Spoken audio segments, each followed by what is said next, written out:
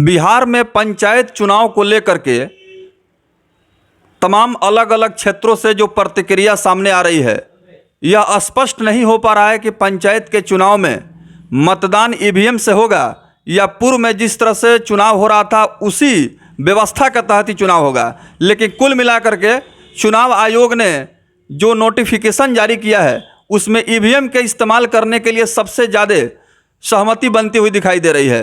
आज हम बड़हरिया प्रखंड के अंतर्गत आने वाला ग्राम पंचायत राज चौकी हसन में है और सन 2016 में पंचायत के इलेक्शन में चौकी हसन के सम्मानित जनता ने अपना अपार जन समर्थन देते हुए इस क्षेत्र के लोकप्रिय समाज सेवी गियासुद्दीन अहमद जो हमारे पास आज मौजूद हैं अपने बातों को रखने के लिए।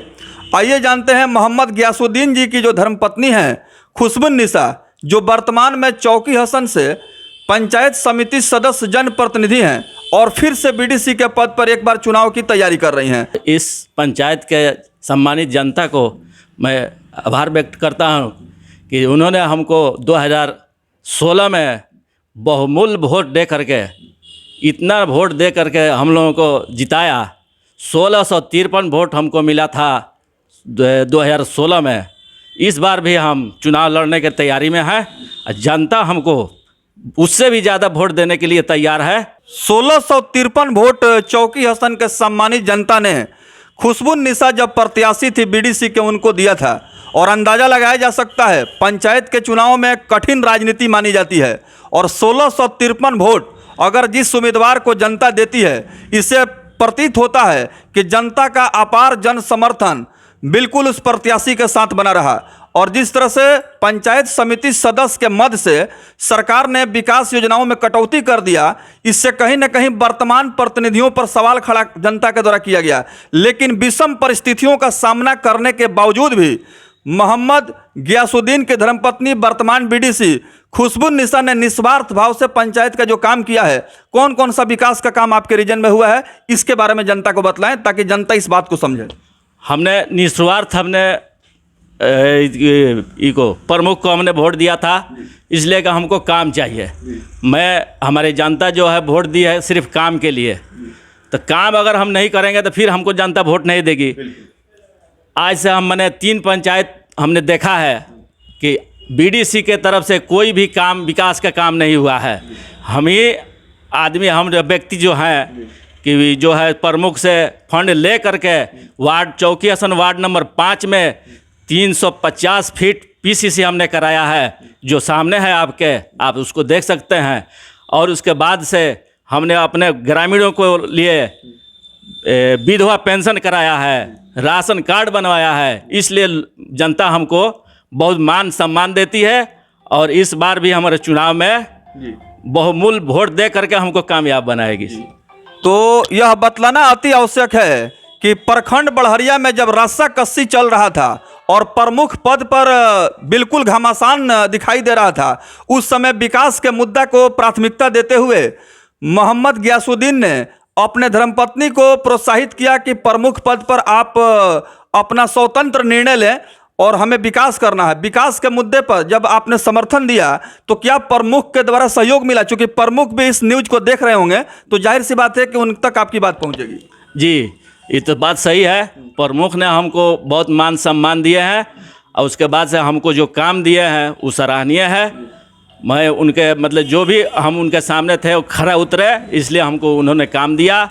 हम लोभ में नहीं पड़े। जी, आप अभी बतला रहे थे कि पीसीसी का काम आपने कराया है। बहुत जगह पंचायतों में तो एक ईंट भी नहीं रखा गया है, तो उस समय क्या ऐसा कोई फंड था, कोई ऐसी व्यवस्था थी जिसका इस्तेमाल आपने कर लिया? जी, उस वक्त फंड आया था, बहुत कम माइनर फंड आया था। उसी में हम प्रयास करके प्रमुख से बात करके हमने उतना फंड निकाला अपने पंचायत के लिए और वार्ड नंबर 5 में पीसीसी का काम कराया हमने, जो आपके सामने नज़रों में है, सब लोगों के सामने है। राशन की बात आप कर रहे हैं, पेंशन योजना की बात कर रहे हैं। क्या ऐसे लोग भी आपके क्षेत्र में थे क्या जो राशन कार्ड से वंचित थे, पेंशन योजना से महरूम थे? ऐसे लोगों के लिए क्या कोशिश की गई? जी, ऐसे लोगों के लिए अभी तो बहुत लोगों के राशन कार्ड नहीं था। उसके बाद से जो मुख्यमंत्री वृद्धन पेंशन जो योजना थी 60 वर्ष वाली, उन लोगों को नहीं था। हम प्रयास करके उन लोगों को फॉर्म भर करके अपने हाथों से ले जाकर ब्लॉक में जमा किया और उन लोगों को पेंशन चालू कराया। उसके बाद से राशन कार्ड बनवा करके उन लोगों को दिया। जी, ये सब हमने अपने जनता के लिए किया है। अब तो चुनाव की तैयारी शुरू हो गई है और चुनाव बिल्कुल करीब है। मोहम्मद गियासुद्दीन जी, जनता से क्या अपील करेंगे?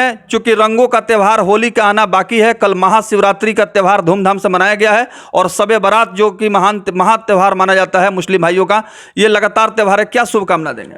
मैं सभी भाइयों, हमारे ग्राम पंचायत के सभी भाइयों को, हिंदू मुस्लिम जो भी है हमारा भाई है, उन लोगों का शब बारात, महाशिवरात्रि, होली का शुभकामना हमने दे रहे हैं।